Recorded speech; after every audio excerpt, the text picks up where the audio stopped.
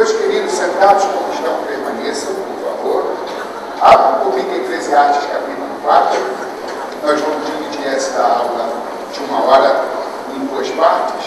Eu vou me prender um pouquinho ao texto que nós vamos ler e depois nós vamos nos prender um pouquinho ao que está registrado nesta revista sobre família cristã, o plano de Deus para a vida familiar, de autoria do pastor José Elias Grossi, que esteve aqui, me parece, na abertura.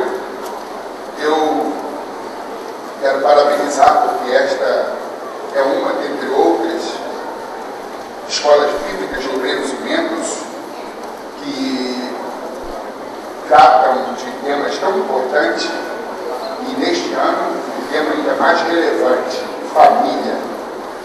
Eclesiastes, capítulo 4, versículos 9 ao 12. Melhor é ser idoso do que um, porque tem melhor paga do seu trabalho. Porque se um cair, o outro levanta o seu companheiro. Mas ai do que estiver só, pois caindo não haverá outro que o levante. Também se 2 dormirem juntos, eles se atentarão, mas um só, como se atentará? E se alguém quiser prevalecer contra um, os 2 lhe resistirão, e o cordão de 3 dobras não se quebra tão depressa. Melhor serem 2 do que um, porque tem melhor paga do seu trabalho. Aqui é uma menção à sociedade. Melhor serem 2, porque 2 cabeças pensantes são melhores do que uma. A Bíblia diz que na multidão de conselheiros há sabedoria. Provérbios 18:1 diz que busca seus próprios interesses aquele que se separa. Este insurge-se contra a verdadeira sabedoria. Nenhum homem é uma ilha. Somos todos partes de um grande continente. Ninguém pode viver isoladamente. Há um distúrbio social, é uma doença também, chamada... deixa eu ver se eu me lembro aqui. Uma pessoa que tem aversão à sociedade, aversão à convivência, misantropia. Me lembrei o termo. Os misantropos são aqueles que vivem isoladamente, são aqueles que se dissociam, que querem viver uma vida independente, não vê necessidade de conviver. Isto não é correto, porque o homem é um ser gregário, é um ser intrinsecamente social. Não foi feito para viver independentemente, viver sozinho, isolado. Somos seres gregários e, como seres gregários, temos necessidade de convivência e de feedback, de troca, de dialogar, de conversar, de interagir. Mesmo que a pessoa com quem a gente interage seja alguém problemático, seja alguém difícil de convivência, mas há um aprendizado em você conviver com gente diferente. Um cantor lá da Bahia, muito conhecido, mas me foge no momento também da cabeça, eu vou falar a frase e talvez vocês lembrem de quem é o autor. Diz que de longe todo mundo é normal. De longe todo mundo é normal. Daqui a pouquinho eu me lembro. De longe todo mundo é normal. Só tem que a convivência é que permite a gente se aprofundar, não só no autoconhecimento, mas no conhecimento do outro. Só através da convivência a gente tem como explorar o desconhecido e passar a conhecer mais profundamente o outro. Alguém disse que ninguém conhece o outro se não, pelo menos, comer 1 quilo de sal junto. E ninguém come 1 quilo de sal de um dia para a noite, da noite para o dia. Leva tempo. Mas há, às vezes, a necessidade de ter que comer um saco de sal para poder conhecer o outro. Ainda que a convivência seja difícil, mas a convivência, ela traz experiência, maturidade. Um grande poeta e filósofo libanês, Khalil Gibran, ele diz que eu aprendi o silêncio com os faladores, eu aprendi a tolerância com os intoleráveis. Olha, eu aprendi a paciência com os impacientes. As pessoas que mais me prejudicaram são os meus maiores e melhores professores, e eu sou grato a esses professores. Edmund Burke, um filósofo irlandês, ele diz que os inimigos são grandes riquezas para quem sabe deles tirar proveito. E Salomão acertadamente diz que é melhor serem dois, independente de quem seja o outro. Alguém cordato, alguém com pavio curto, ou alguém com pavio longo, ou alguém sem pavio nenhum. Não importa quem seja o outro, se ele pensa de maneira diferente, se os seus gostos são diferentes. E diz aqui, porque se um cair, o outro levanta o seu companheiro. Vamos, digamos, coadunar esse texto dentro da realidade do casamento. Se um cair, o outro levanta o seu companheiro. O cair aqui não significa apenas uma queda física, mas pode ser uma queda moral, espiritual, pode ser uma crise emocional de identidade, pode ser uma crise de existência ou crise existencial. Eu, por exemplo, já passei por determinadas experiências ao lado da minha esposa, e eu peço perdão pela ausência dela, porque como pastores, a gente tem que se dividir, né? Às vezes não dá para os dois estarem no mesmo dia, no mesmo horário, no mesmo evento, porque existem outros eventos, outras obrigações. Trouxe os meus filhos para que ela pudesse ocupar com outras tarefas. Mas a nossa história de vida é muito difícil. Eu tive um tipo de criação, ela teve um tipo diferente de criação. Depois nós saímos de duas realidades diferentes, como acontece com todos os casais, não é diferente com ninguém, para vivermos debaixo do mesmo teto. Uma coisa é conhecer o outro enquanto namorado, ou conhecer o outro enquanto noivo. Outra coisa diferente é conhecer o outro debaixo do mesmo teto, já casados. E a gente observa virtudes que nós não observamos antes e fraquezas ou defeitos que nós não havíamos atentado anteriormente. E duros entraves, embates, experiências, nós enfrentamos juntos. Hoje, a gente tem um padrão de vida diferenciado, mas no começo era tudo muito difícil. Morar de aluguel e, às vezes, não ter uma boa alimentação, não ter recursos para poder comprar o básico, e talvez muitos de vocês já passaram por experiências semelhantes. Esse meu filho de 20 anos, o Alex Júnior, por exemplo, houve uma época lá para 1993, 94, 95, quando ele nasceu, e mais 4, 5 anos depois de haver nascido, ter dificuldade de comprar o leite. E eu acordava de madrugada, na verdade eu fingia que dormia, esperava minha esposa dormir para eu poder chorar no fundo do quintal. Houve uma vez que a crise se abateu de forma tão aguda que eu batia com a cabeça no muro da minha casa, lá no fundo, e dizendo: que tipo de marido sou eu? Tirei essa moça da convivência dos pais, prometendo que daria a ela conforto, segurança, proteção, provisão, e eu aqui sou um marido medíocre, trabalho, suo, mas ganho tão pouco que não dá para sustentar minha própria casa. Vivi essa angústia. Eu não tenho dinheiro para comprar roupa para ela, eu não tenho dinheiro para poder dar o básico, estamos passando necessidades. Os irmãos que são despertados por Deus, revelações, sonhos sobre as nossas necessidades, porque eu nunca fui de pedir nada, ela muito menos, trazia carne, trazia alguma coisa, e a gente chorava, porque era Deus providenciando os recursos, os meios, para atenuar, mitigar, amainar, apequenar a nossa dor.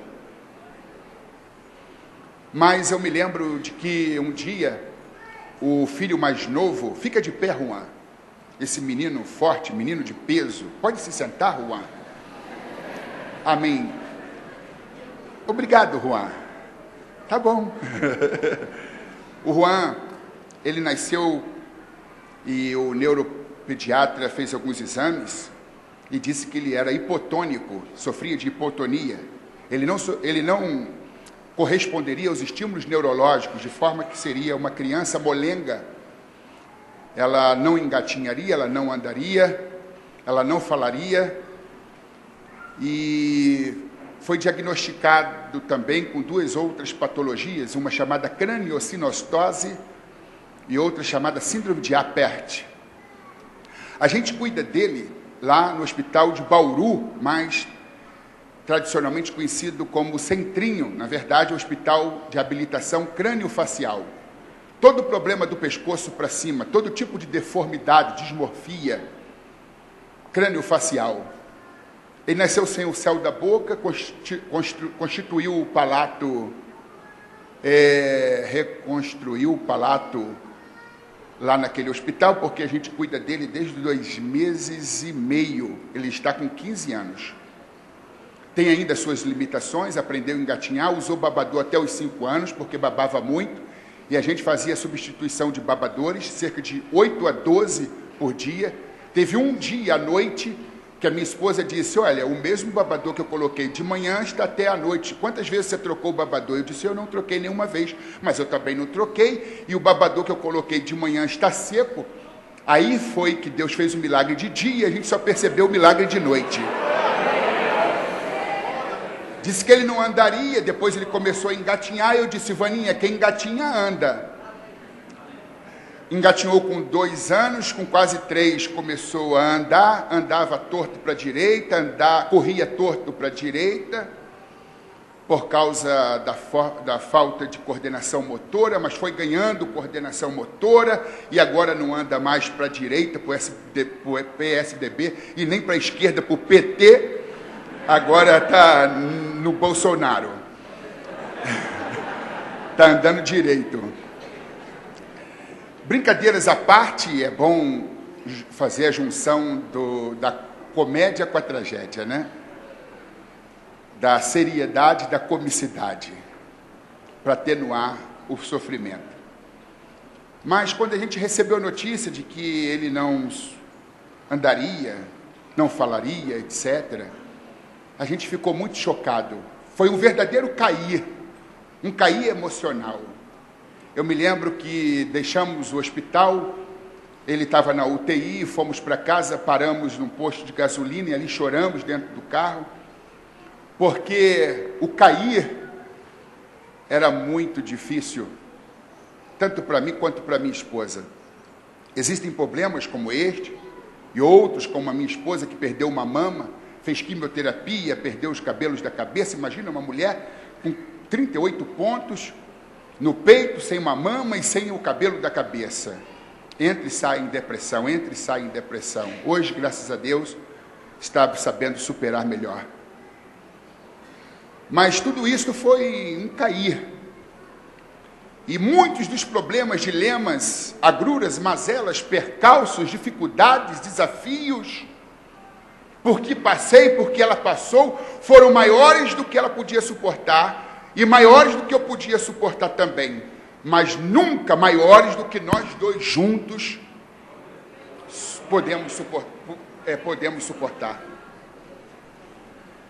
Talvez a luta seja muito grande na vida de alguns aqui, mas se você unir as forças, se você abraçar o seu cônjuge e dizer, eu estou junto, estou dentro, Esse problema é maior do que você, maior do que eu, mas não maior do que nós dois. Somos todos anjos de uma asa só. Só voaremos abraçados uns aos outros. Os problemas porque eu passei foram maiores do que eu. Os problemas porque ela passou foram maiores do que ela. Mas os problemas porque passamos nunca foram maiores do que nós dois juntos.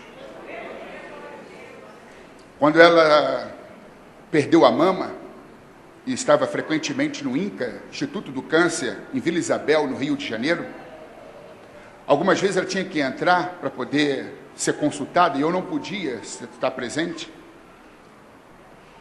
E eu sentado ali do lado de fora com várias mulheres que estavam em tratamento, umas novas, outras 20 e poucos anos, 30 e poucos anos, 40 e poucos anos, até os seus 60 e poucos anos. Algumas porque estavam ali para tirarem a segunda mama ou porque tinham tirado a segunda mama. Eu fiquei chocado porque parecia-me, ao meu ver, que só mulheres depois dos 50 perdiam mama, mas ali eu vi mulheres de 20 e poucos anos sem uma mama.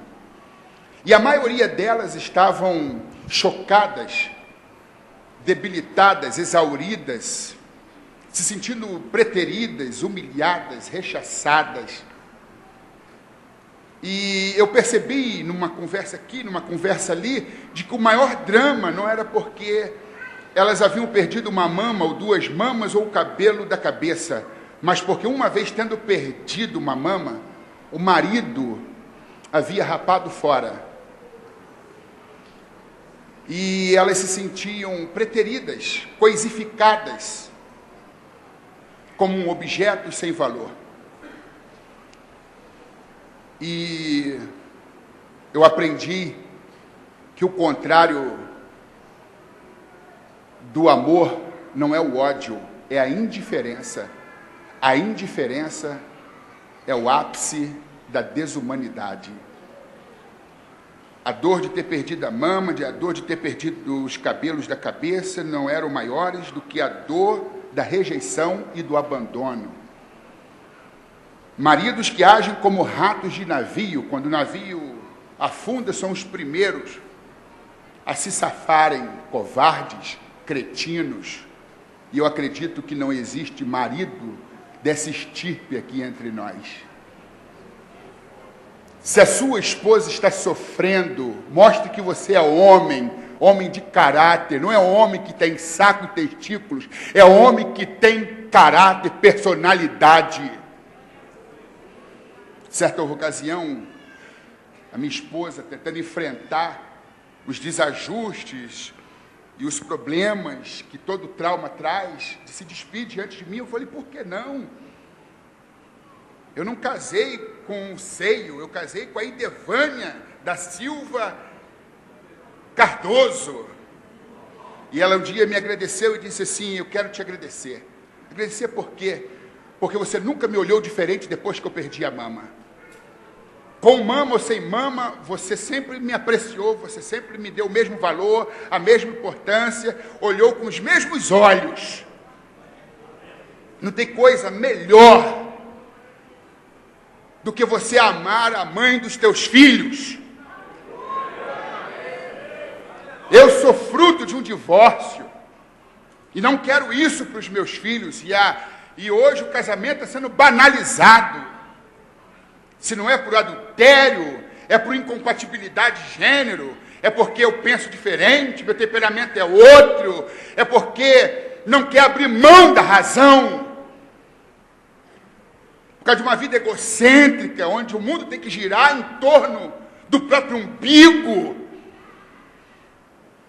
Coisas que não tem nada a ver com amor, porque o amor tudo suporta, tudo espera, não trata com leviandade, tudo crê.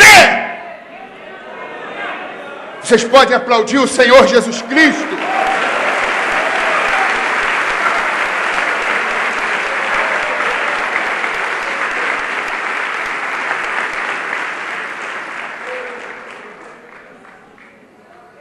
Casar é fácil, fazer a cerimônia é mais fácil ainda. Difícil mesmo é permanecer casado. Eu jurei que eu seria fiel na saúde, na doença.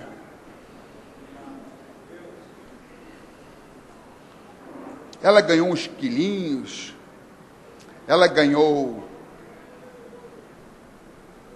estrias, mas eu ganhei mais peso do que ela, fiz uma cirurgia no ano passado, e agora nem me chamam mais de Alex Cardoso, em alguns lugares me chamam de cover do Tim Maia. Então, dois grandes artistas aqui hoje, Santos Dumont e Tim Maia. Palmas para a dupla Pó e Poeira. Obrigado. É uma igreja de celebridades, corrigindo aqui, é uma igreja de servos. Que coisa linda uma igreja de servo, porque ministério não é ser visto, ministério é servir. Que bom, uma igreja de servos. Brincadeiras à parte, vamos para o texto. Se um cair, o outro levanta o seu companheiro. Vi minha mulher caída, chorosa, num estado deprimente, numa depressão profunda, inconformada às vezes por ter um filho especial, inconformada por ter perdido a mama, por ter perdido os cabelos depois de sessões quimioterápicas, até que ela foi entendendo que por detrás das vicissitudes, das lutas, existem as mãos do oleiro em ação. É Deus modelando o barro para fazer um bom vaso, um vaso novo. Deus não permite a gente passar pelo que passa, sofrer o que a gente sofre sem propósito. Você não é um rato branco de laboratório que está à mercê das circunstâncias. Deus não está fazendo um teste para ver se dá certo ou se não dá certo.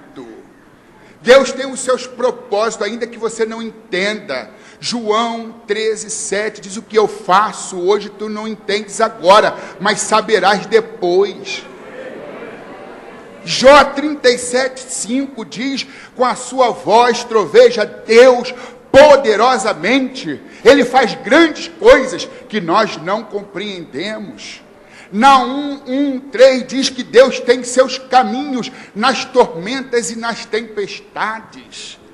Eclesiastes, capítulo 11, versículo 5, diz: como tu não sabes o caminho do vento, nem como se formam os ossos no ventre da que está grávida, assim é aquele que faz todas estas coisas. Se um cair, o outro levanta o seu companheiro, mas ai daquele que estiver só, em caindo, quem o levantará? Se há algum covarde que deixou a mulher caída, hoje tem um problema de microcefalia, que é considerado uma epidemia, porque nunca aconteceu tantos casos na história deste Brasil, de microcefalia.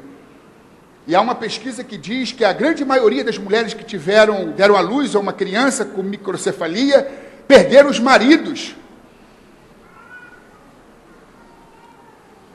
Honre as calças. Imagina o drama de ter um filho especial e agora o marido, ao invés de segurar a onda, ao invés de estar ao lado, ao invés de enfrentar o problema junto, é um covarde, um pusilânime, um calça frouxa, um sem caráter, um imoral, um imbecil.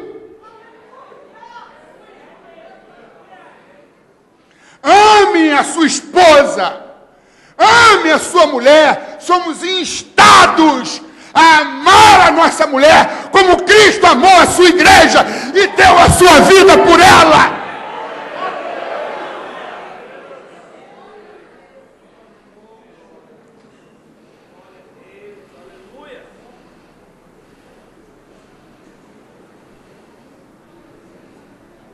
Me perdoe o meu jeito Bolsonaro de lidar com as palavras. É porque este tipo de comportamento aguça em mim um senso de indignação muito profundo. Mormente eu sou doce, ético, escolho bem as palavras, porque o meu propósito não é ferir a pessoa, não é atacar a pessoa, é atacar o problema. A crítica não visa matar, mas restaurar, recuperar. E eu deixo aqui a minha crítica, ainda que acreditando que não haja ninguém aqui cometendo esse desatino. E muitos, mesmo uma esposa saudável dentro de casa, abraçam o mito da grama mais verde do outro lado da cerca. Olha como está a grama do vizinho. Olha a minha grama. Não está tão verde quanto a do vizinho. Talvez porque você não está cuidando da tua grama. Cuide da tua grama, que ela vai ficar mais verde do que a grama do vizinho. Isso é um mito. A grama do outro é mais verde do que a minha. A melhor mulher é a tua mulher. O melhor marido é o teu marido.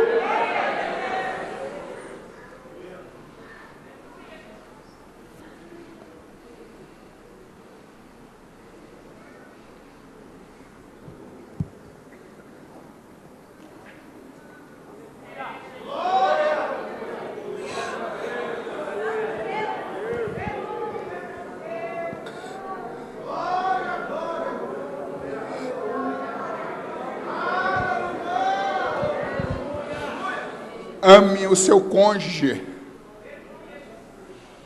Acredite na família, invista na família. Dê marcha ré. Passou a primeira, a segunda, a terceira, marchas de velocidade, a quarta, a quinta. Reduziu. Às vezes tem que botar o pé no freio, dar marcha ré. Entrou numa viela, num beco sem saída. Vai passar por cima do muro? Não. Use a marcha ré. Caia na real. Volte atrás de determinadas decisões. Não desista da família, não.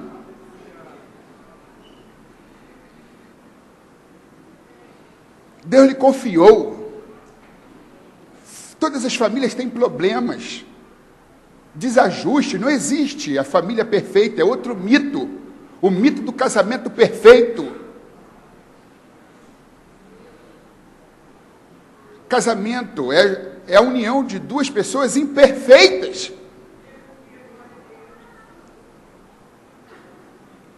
Desajustadas. Que vão crescer juntas. Que vão amadurecer juntas. Que vão se aperfeiçoar juntas.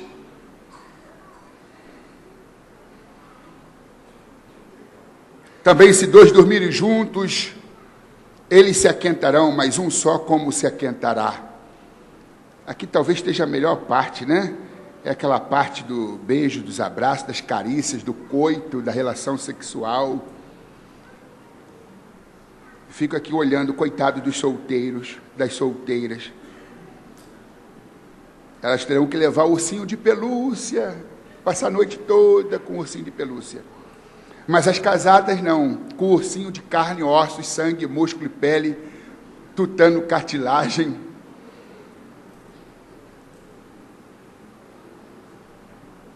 Também, se dois dormirem juntos, ambos se aquentarão, mas um só como se aquentará.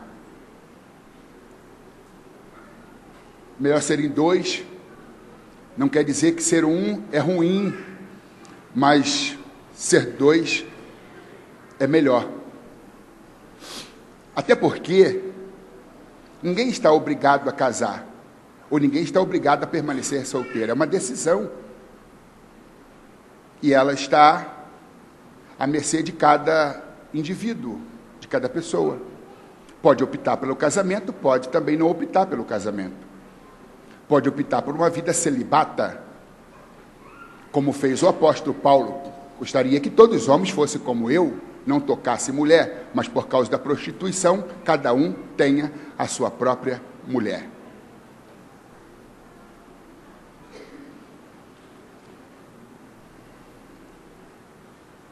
Paulo se manteve só, porque ele diz também que recebeu o dom do celibato. Porque ele acrescenta dizendo, mas cada um tem de Deus o seu próprio dom. Ele recebeu uma capacidade exponencial para se manter só. E tem pessoas que não conseguem, talvez devido aos hormônios, que ficam aos píncaros, talvez pela pressão da família, da sociedade, aí acaba se aventurando num casamento. Não casar não é pecado. Casar também não o é. Descubra o seu dom. A maioria sente a necessidade intrínseca de viver uma vida a dois. Uma vida de compartilhamento, de companheirismo. A maioria, assim como eu, sente a necessidade de viver a dois. Por isso se casou.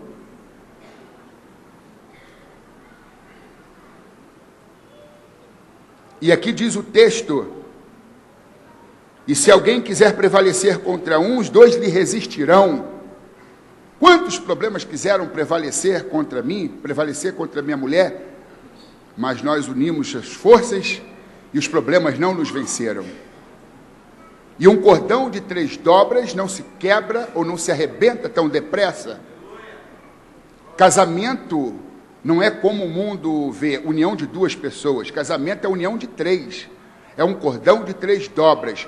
No centro, o terceiro cordão é Deus, está ali. E de um lado e de outro está o marido e a mulher. Quando Deus está no centro do casamento, no centro do lar, no centro da família, irmãos, o casamento de fato é indissolúvel. Às vezes o que se precisa, o que se requer é trazer Deus para o centro das relações, do relacionamento, da convivência. É trazer Deus, é trazer a Bíblia, é trazer a sua palavra. E eu quero agora, como havia prometido, tenho 20 minutos, até 8h05, porque... Obrigado, é que eu esqueci o meu lenço lá dentro do carro. Muito obrigado. Muito obrigado. Ah, estava contigo? Tu, bichinho, tu pegou meu lenço, bichinho? Isto, uma salva de palmas para o Juan. Isto, obrigado.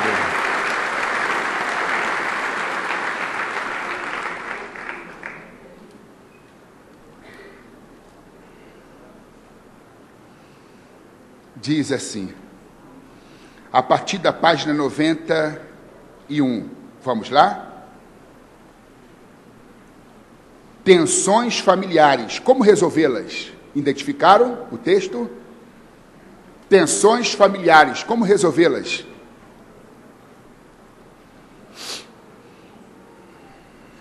Compreendendo a realidade das tensões. Provavelmente o fator-chave que afeta, que afeta nossa reação à tensão, é o fato de ser inesperada. Muita coisa acontece sem aviso prévio e nos pegam de surpresa. Além disso, pensamos, a tensão deve ser comum a um casamento onde ambos não são cristãos, mas, para cristãos, se Cristo vive em nós, se estamos cheios do Espírito, por que deveríamos experimentar a tensão? Mas mesmo os cônjuges cristãos mais dedicados encontram esse hóspede, que é a tensão, não convidado em seus lares. Cristãos e não cristãos padecem. Assim como o sol e a chuva são para os justos e injustos, as desventuras, crises, problemas, mazelas, doenças, também acometem tanto os bons quanto os maus, tanto os cristãos como os não cristãos. Nossa fidelidade a Deus não nos dá imunidade à dor, ao sofrimento. Se Jesus Cristo, sendo o único perfeito, sofreu, padeceu, ao Senhor agradou moê-lo, teve morte de cruz. Se a coroa de Jesus foi de espinho, por que a nossa deveria ser de flores? Independentemente de sermos cristãos, de termos casado na igreja, independentemente de sermos tementes a Deus, sofreremos abalos sísmicos emocionais, sofreremos duros golpes. Cristão também pega dengue, chikungunya, zika vírus. Cristãos também são vítimas de balas perdidas. Cristãos também lidam com doenças, como o câncer já acentuado aqui. Cristãos honestos, fiéis. A Bíblia diz que Jó era justo, reto, temente a Deus, desviava-se do mal. 4 características de um homem espetacular. Mas não foi poupado.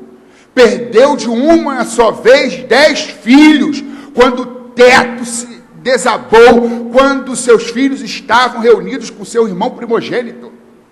Um vento oriental bateu com ímpeto e veio tudo abaixo, e aquela catástrofe culminou na perda de 10 filhos. Perdeu os bens, o patrimônio, perdeu o prestígio, status, ficou chagado da cabeça aos pés. E por último, a esposa se impacienta, se revolta e diz: amaldiçoa o teu Deus, homem, e morre, porque eu já não quero mais saber da igreja, eu já entreguei a minha credencial para o pastor, eu já pedi desligamento da convenção, eu não quero mais saber desse negócio de cristianismo, Deus, Jesus, Espírito Santo, Bíblia, pastor, igreja, estou fora, faço mesmo. Ele olha serenamente e diz: Deus nos deu o bem, também nos daria o mal. O Senhor nos deu, o Senhor nos tomou, nos tirou, bendito seja o nome do Senhor. A Bíblia diz que com tudo isso não pecou Jó com os seus lábios. E diz: como falas uma louca, assim falas tu, mulher. Alguém disse que quando se perde a riqueza, não houve perda alguma. Quando se perde a saúde, houve uma pequena perda. Só quando se perde a fé que está tudo perdido. E Jó perdeu o patrimônio, perdeu os empregados, perdeu a riqueza, perdeu a saúde.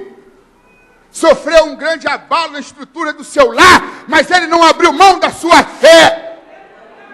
Tensões, problemas, percalços, mazelas, agruras, desventuras também batem a porta do crente. Mas lá no lar do crente está Deus, dizendo: eu vou cuidar de vocês.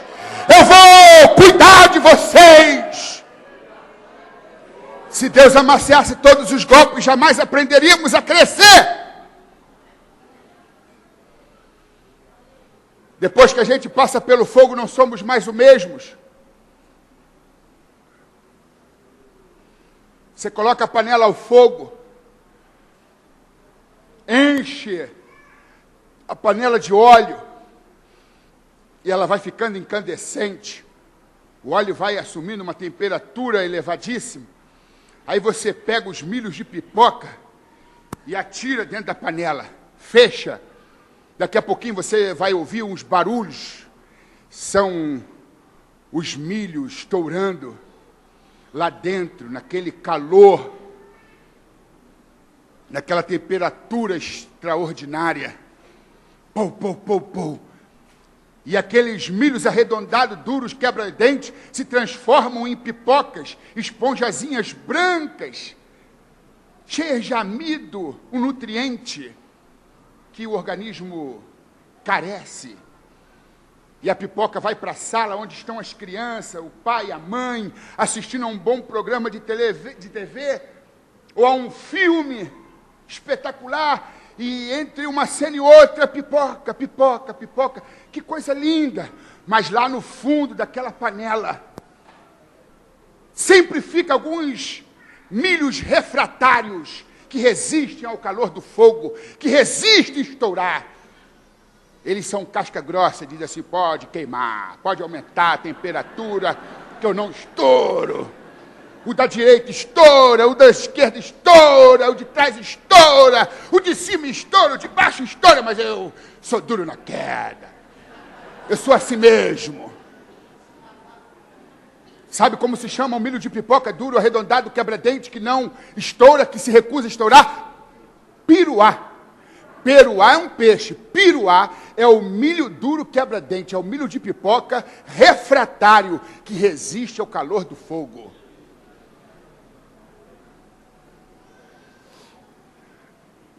Eu entrei assim no meu casamento. Meus 6 primeiros anos de casamento foram horrorosos, porque eu entrei como marido escultor dentro do relacionamento. Casei com a moça mais linda do mundo, mais maravilhosa, mas quando eu me casei, certidão de casamento, quando eu dei o nome para ela, eu achei que ela deveria mudar aqui, mudar ali, e eu comecei a fazer exigências, como se fosse um marido escultor, com as ferramentas de um escultor, tentando esculpi-la ao meu bel prazer. Ninguém tem direito de mudar ninguém. Tudo muda quando a gente muda. Só quem se modificou é capaz de mudar o outro. Mude o outro por influência. Mude primeiro. Quem sabe, se você não mudar, a mudança não vai se refletir lá.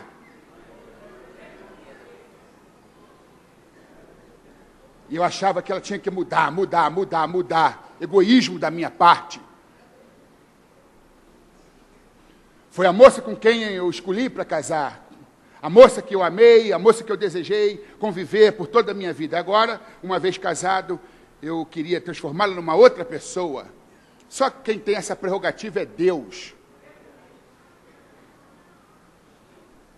Mas vamos falar sobre o piruá. É melhor você se transformar numa esponjazinha branca, porque o fogo vai continuar a queimar. Tem muita gente sofrendo por causa da casca grossa. Marido casca grossa. Está tudo se perdendo. Os filhos traumatizados, revoltados, o lar se desestruturando. Mas não abro mão da razão.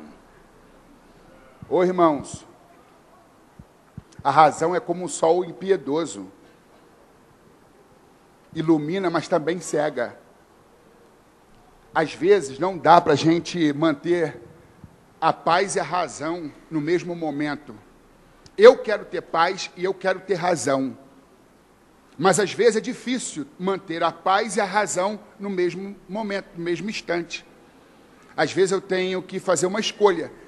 Eu fico com a paz e abro mão da razão, ou eu aposto sempre na razão e que se dane a paz. Quando eu fico nesse dilema entre a paz e a razão, eu opto pela paz e abro mão da razão. Mas tem gente que diz assim, não, quando eu não estou com razão, pode passar por cima de mim, me fazer de bobo. Mas quando eu estou na minha razão, vou até o inferno. Sai da frente porque eu passo por cima de todo mundo. É mesmo, piruá? Casca grossa. O vento não derruba a árvore que se curva. Há um princípio náutico que diz que o barco mais manobrável deve ceder caminho ao barco menos manobrável. Na tua casa, qual é o barco mais manobrável, hein? Vai bater de frente? Vai fazer de um copo d'água uma tempestade? Fazer tempestade num copo d'água? Ô minha irmã, meu irmão, Francisco de Assis, um frade católico, ele diz que a maior alegria de Satanás é roubar a paz do coração de um filho de Deus. Não deixa nada roubar a tua paz, não. Procure ter paz e razão, mas quando não der para ter ambas as coisas, opte pela paz. Eu quero paz.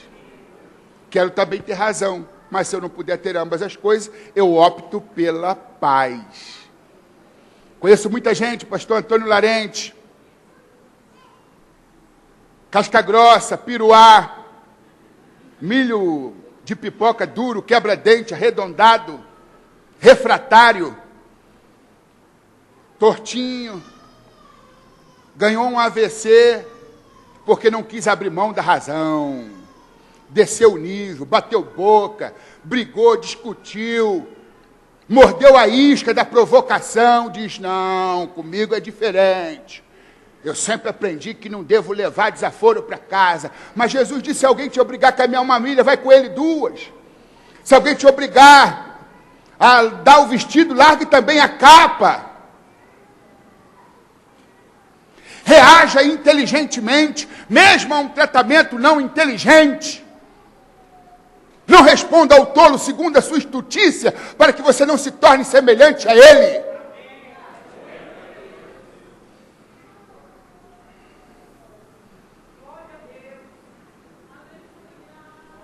Um dos segredos da felicidade é não fazer de um aborrecimento uma desgraça.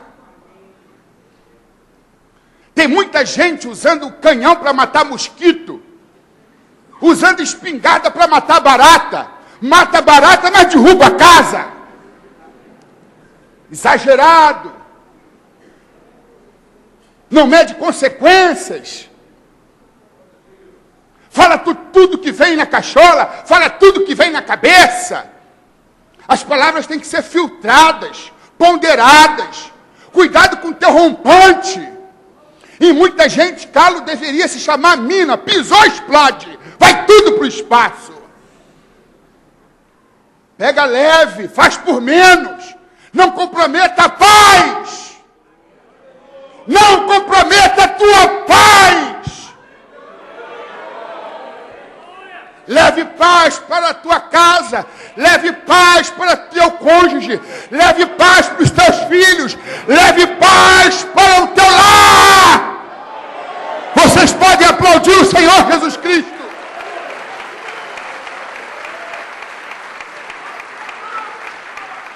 Parta para o diálogo, olho no olho. Use palavras doces.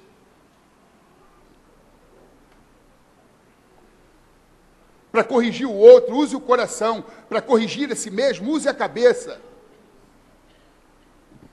Como maçãs de ouro em salvas de prata, assim são as palavras ditas a seu tempo.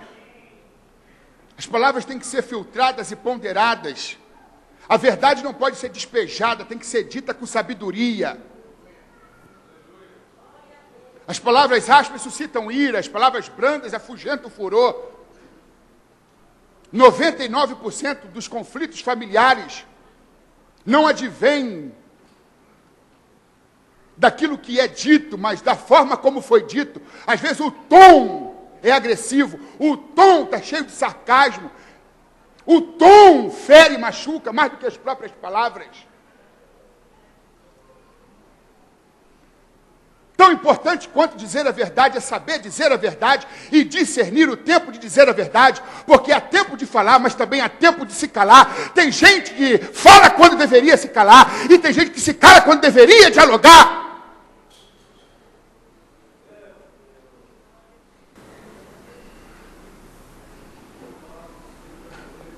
Eu estava falando para o meu amigo, o Marcos, sobre a indústria farmacêutica. Eu me lembro quando eu era criança,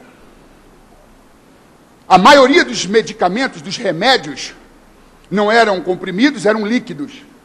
E a maioria dos remédios eram ácidos, amargos ou azedos. E as crianças não suportavam.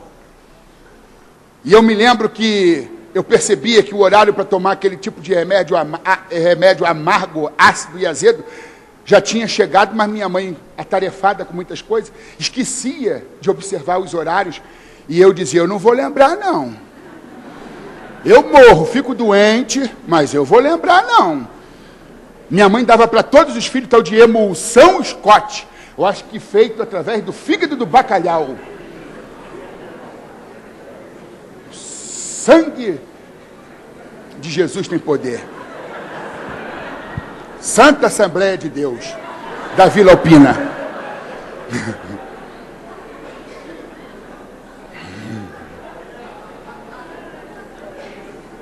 Eu disse, o quê? Vou continuar doente, vou tomar esse remédio não. Por que tu não me lembrou? Eu falei, mãe, eu esqueci. Tá vendo? Agora você vai tomar 2 vezes. De médico, de filósofo, todo mundo tem um pouco. De médico, filósofo e louco, todo mundo tem um pouco. Aí eu falei, acho que vale a pena lembrar, para não tomar dobrado. Mas aí, de 20 anos para cá, de 25 anos para cá, a indústria farmacêutica observou isso. E o que que fez? Conservou as substâncias curativas e adocicou a maioria dos remédios. Hoje, quando a mamãe esquece de dar o remédio, o filhinho, a filhinha puxa a saia da mamãe dele. Mamãe, está na hora do remédio. Porque o Emulsão Scott hoje é sabor framboesa, sabor morango, sabor tangerina, sabor laranja. As pastilhas é sabor de não sei de quê, é sabor de não sei de quê. Olha, adocicaram. São medicamentos, medicações, remédios que têm as mesmas propriedades curativas, mas o sabor, eles se tornaram mais palatáveis. O teu relacionamento talvez esteja assim, porque você é grosso, é estúpido, porque você grita, você não fala. Você tem que ser mais doce. Você tem que sair daqui hoje como uma abelha de Jesus, produzindo mel. Talvez a sua lua de mel deu lugar à lua de fel, porque você deixou de produzir um relacionamento doce, um comportamento doce, deixou de produzir palavras doces. Tenha cuidado. Chama a mulher de vaca desde que acorda logo de manhã, de noite chama minha cabritinha. O dia todo chamando a pobre coitada de vaca, sua vaca, sua vaca. Aí de noite assim, ô, minha cabritinha, cabritinho o quê? O sexo começa na cozinha, começa com elogio no congote, ao pé da orelha, um afago, um elogio, um abraço, despropósito, ou seja, sem mercadejar ou sem interesse, elogiar de coração, falar bem, dizer, poxa, aquilo que tu fez está gostoso, tu tá salgando a comida, mulher. Aí de noite a mulher não está preparada para nada, só esculacho, só grosseria. Aí a mulher está indisposta, a mulher, e vocês sabem, né, a mulher ofende a gente. Hoje, daqui 15 minutos, se ela estiver disposta, a gente está dentro. Mas a mulher, a gente ofendeu há 15 anos, ela diz assim na hora, tu se lembra o que tu fez 15 anos atrás? Aí tu vai cair nessa aí de ficar judiando. Seu bobão. Aí comprar flores, comprar o que ela gosta, elogiar, abraçar, amar de verdade, aí tu vai ter.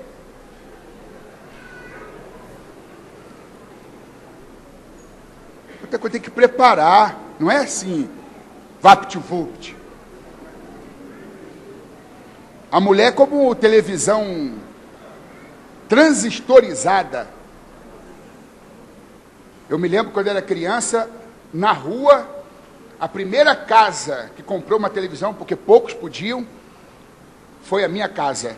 Aí aconteceu de que a gente ligava a televisão para assistir alguma programação, os filhos do vizinho enchiam a nossa casa, pedindo, posso assistir? Posso assistir? Aí eu me lembro que nosso pai não deixava ninguém mexer, era algo novo, né, inusitado. Na época, tecnologia de ponta. Aí meu pai ligava a televisão e a gente ficava sentado dizendo, cadê a imagem? Espera, é transistorizada. Daqui a alguns minutos vai aparecer um fiozinho de luz. Daqui meia hora abre um pouquinho a imagem. Espere até amanhã que a imagem... Agora, o homem não, o homem é televisão de plasma, é televisão de LED. Tum-tum. Apertou aqui. Pronta a imagem. Mas a mulher continua sendo ainda transistorizada. A gente tem que entender isso. Nada de sede no pote. Carinho, elogio, abraço, afago, afirmação. Aí sim. Mas quando a imagem aparece, vale a pena esperar. Eu sou desses que espero o tempo que for para ter uma imagem nítida, boa, real, duradoura. E as palmas para o Senhor Jesus Cristo.